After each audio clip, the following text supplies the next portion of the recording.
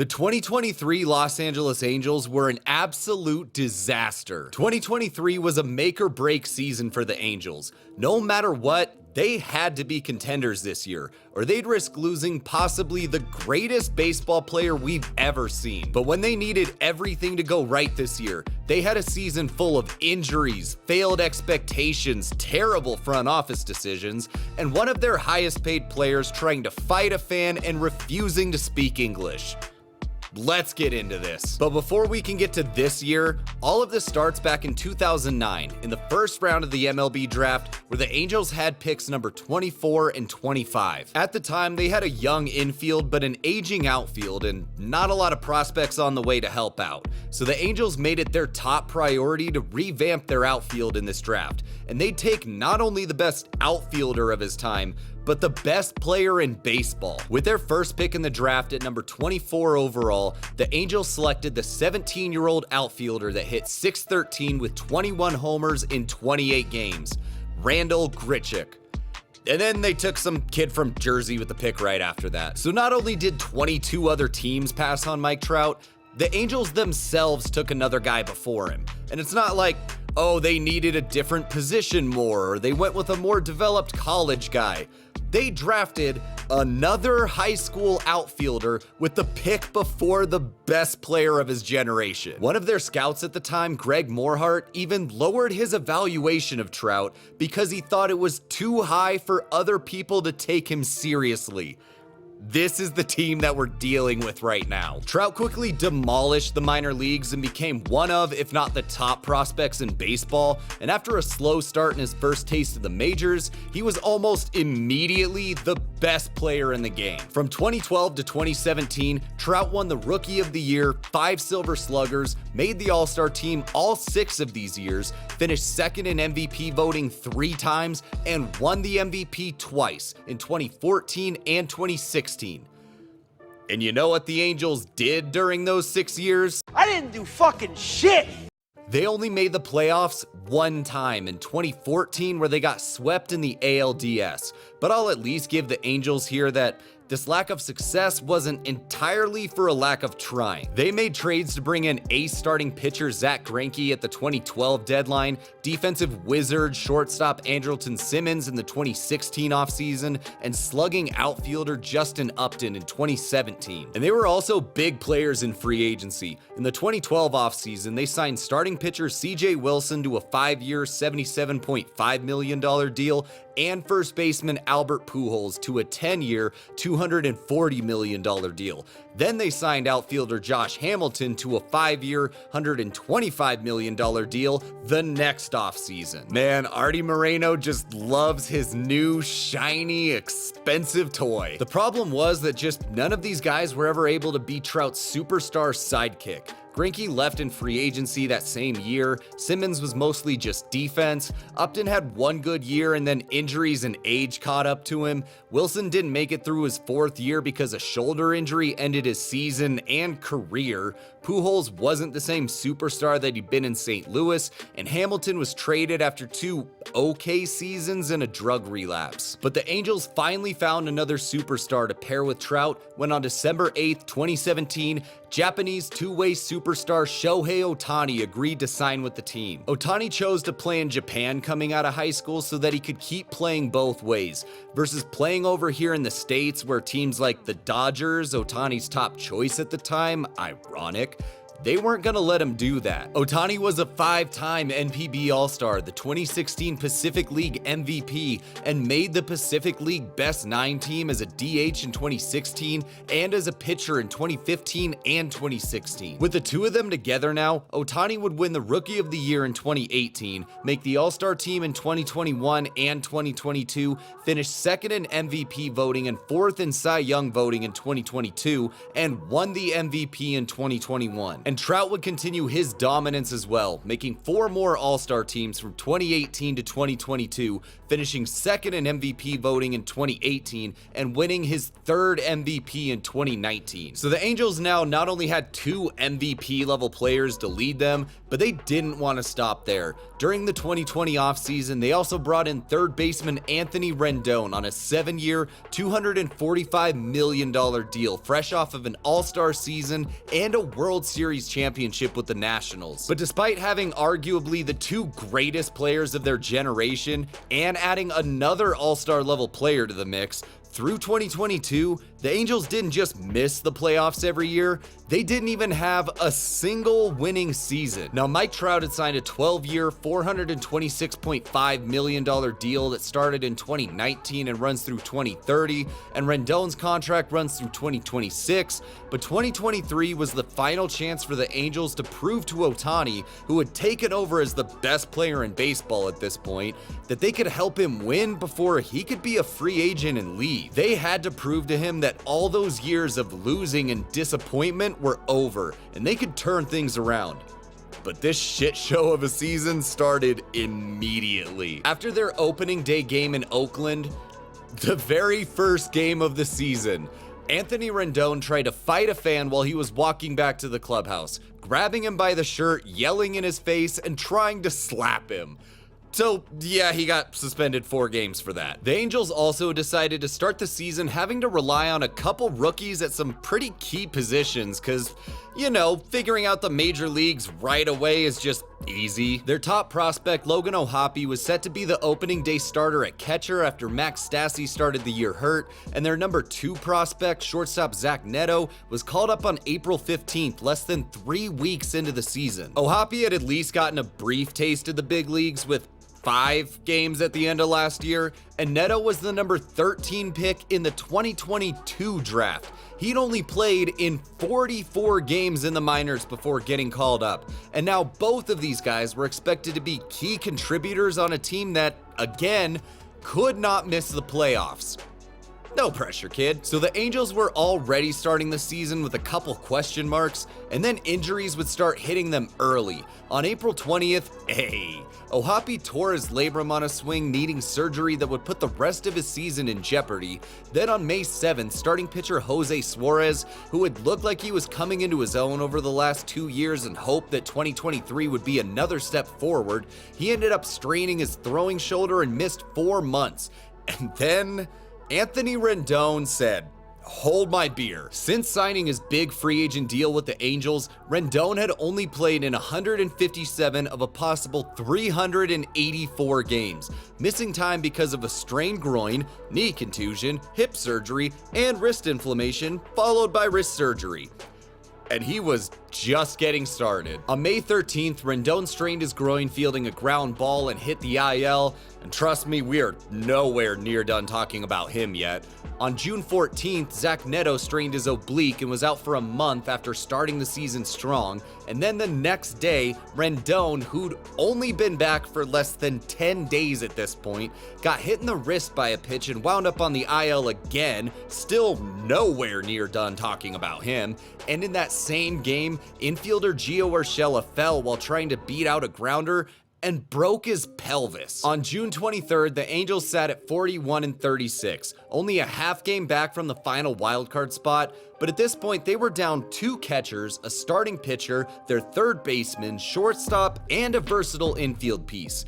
They needed reinforcements, so the Angels brought in infielder Eduardo Escobar from the Mets, sending over their number 19 and 20 prospects according to MLB.com, right-handed pitchers Coleman Crowe and Landon Marceau. And I'll admit, I don't go too deep into trade values and stuff like that, but this seemed like a bit of a stretch for a guy that the Mets wanted to get rid of because he'd been struggling and just lost his starting job to top prospect Brett Beatty. 2 days later, they traded minor league pitcher Connor Van Scoyoc, and I'm sorry if I'm butchering that, I can't find the pronunciation, over to the Rockies for infielder Mike Moustakas. So now they had a couple new options to replenish their battered infield, But unfortunately, this is where the injuries would just really start to pile up. At the end of June, one of their free agent signings this year, infielder Brandon Drury tried to make a diving play and hit the IL with a shoulder contusion. Then to start July, Anthony Rendon fouled a ball off his shin, which put him on the IL for a third time already,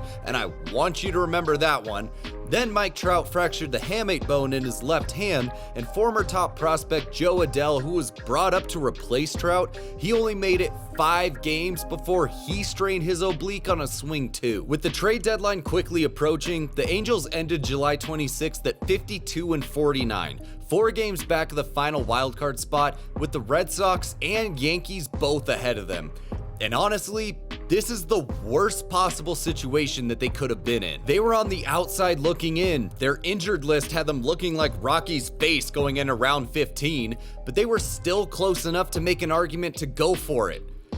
You know, if there was actually a good argument to make. See, up to this point, the Angels had one of the better offenses in baseball, but their pitching had been a big problem, especially their bullpen. So if they were going to go all in, they not only had to add to this pitching staff and add a lot, but they also had to rely on the lineup to keep this up, which honestly, you couldn't. First, they were already down a handful of bats with Hoppe, Rendon, Urshela, Drury, and Trout currently on the IL, with the last 2 being big parts of the offense up to this point. And then 2 of their other better hitters so far, Mickey Moniak and Matt Tice, you just couldn't really rely on them to keep this up. Moniak had been crushing everything, hitting over 300 so far, while striking out over 30% of the time, and those 2 usually don't add up. And Tice had only ever really been a career backup that hadn't ever shown much with the bat. And spoiler alert, they both crashed in the second half. So you had an offense that was most likely going to come back down to earth because of injuries and regression, a pitching staff that was hanging on by a thread at this point, and a 16.7% chance at making the playoffs according to Fangraphs. But in spite of all of this, the Angels announced that they were taking Ohtani off the trade market. They were going to go all in, and they were willing to empty the farm system to do it.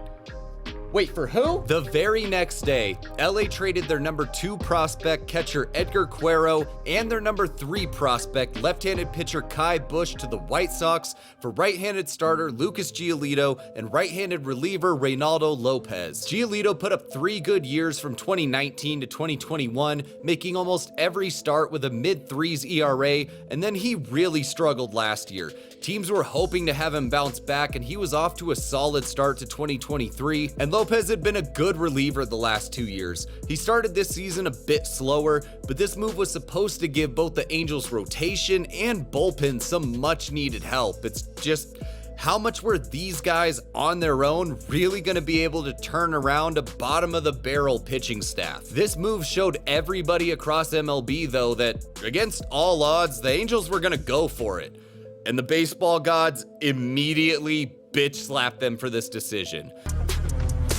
2 days later, Taylor Ward, the only other solid hitter that I didn't mention earlier that's not named Ohtani, he got hit in the face by a pitch from Alek Manoah, fracturing his face and ending his season. But at this point, they'd already made their decision, and there was no going back now. So at the deadline, they sent their number 8 and 28 prospects to the Rockies, right-handed starter Jake Madden and left-handed starter Mason Albright, in exchange for outfielder Randall Grichuk, remember him, first baseman CJ Cron, and $2 million in cash. After getting traded to the Cardinals in November of 2013, Grichuk had carved together a decent career as a bit of a power-hitting outfielder, and he was off to a really hot start to 2023. And Cron was actually the Angels' first-round pick in 2011, playing there from 2014 to 2017 before bouncing around a bit and then finding a home in Colorado. He was a pretty good bat that had made the All-Star team in 2022, but neither of these moves were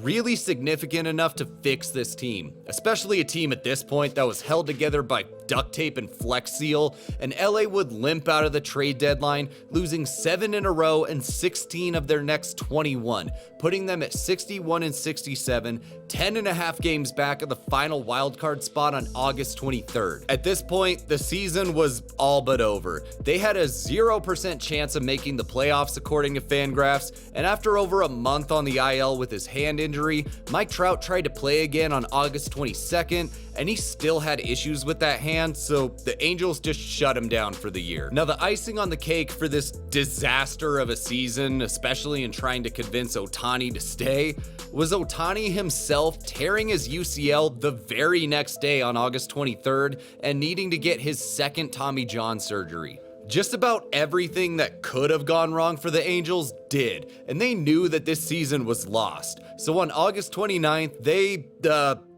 gave up.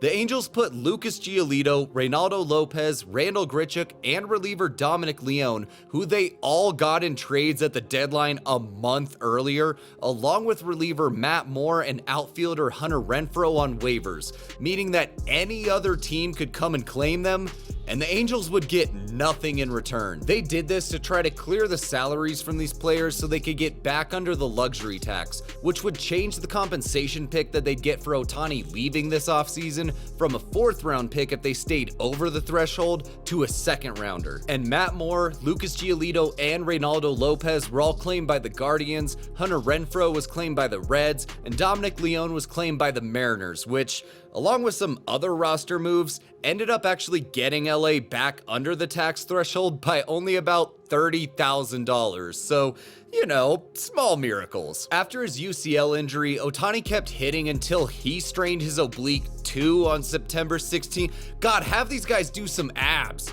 This would be the end of his season. And then, sorry, I misspoke earlier. The real kick to the nuts to top off this dumpster fire of a season was none other than good old Anthony Rendon. He'd been out since fouling that ball off his shin on July 4th. He was asked about his injured leg by reporters on September 4th, and he told them, quote, "No habla inglés today."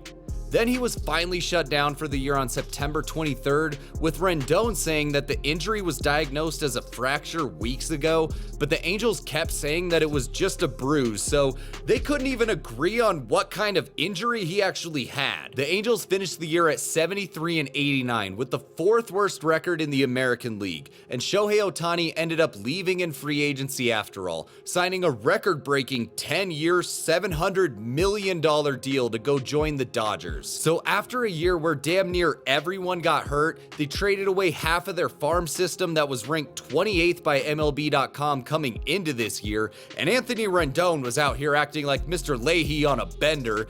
They still finish as one of the worst teams in the league and lose probably the best player ever, and all they get back for him is a 2nd round compensation pick. The Angels couldn't have handled this any worse. They could have traded Ohtani before the season. They could have traded him at the deadline when they realistically didn't have much of a chance at the playoffs. Or, and here's a wild thought, they could have used those 6 years that he was there to actually develop, sign, and trade to build a winning team around him and Trout. But instead, they signed one all-star player to join them, waited until the last year to put any kind of role players around them, and stubbornly held on to the hope that they could get him to stay with this franchise that couldn't manage a single winning season with 2 of the best players ever. The Angels should have seen the writing on the wall. Both that they didn't have a great shot at the playoffs, and that after how little they'd done to help Ohtani win, he'd probably want to go to a different team that wasn't going to wait until the last second to throw shit against the wall and hope that something stuck. This year couldn't have gone any worse if you're an Angels fan.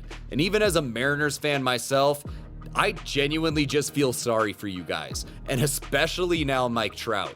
Hopefully they can help him out and either build a team around him that'll finally help him get back to the playoffs, or just do right by the man. Send him to a competitor where he can actually play in meaningful games and get something back that can help you start the next era of Angels baseball. I'm curious what you guys think the Angels need to do to figure things out going forwards here and get themselves out of this terrible position that they're in. Having those superstar players is obviously a big part of building a winning team, but in baseball, more than like basketball or football, you have to have a solid team around those guys to really build a winner. And that means drafting and developing well, making smart trades, and signing quality free agents to good deals. And after years of missing out on some of the top free agents, the Giants finally landed a big free agent in Jung-Hoo Lee. You can find out more about him and the Giants by checking out our latest video that'll be on your screen at the end here. Now, as we head into 2024, I just wanted to take a second to thank you guys for everything. All your support this last year, it means a lot to me, and I'm still so surprised how quickly you guys helped grow this channel in 1 year, and I can't thank you enough for that. And I'm sorry it's been a couple weeks since the last video.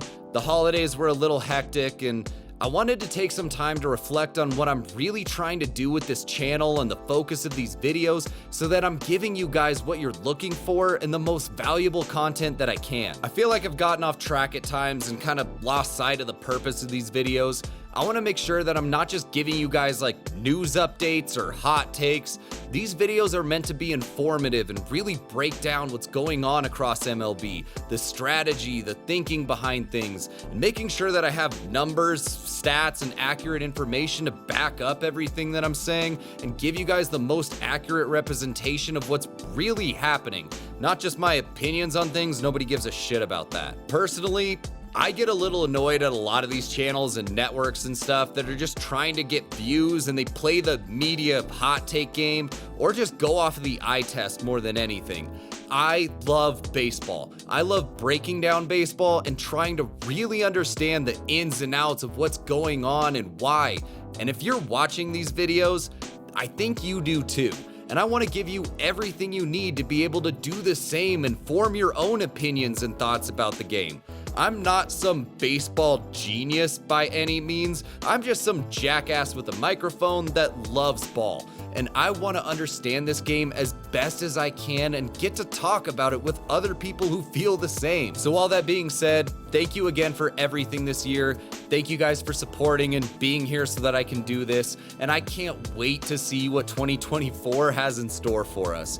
If you enjoyed the video, you want to support the channel, you just made it through all that rambling, go ahead, hit the like button, subscribe, check out some of our other videos. Here's the Jung-Hoo Lee video. You can check that out next. I hope you have an awesome day. Thank you so much again. Later.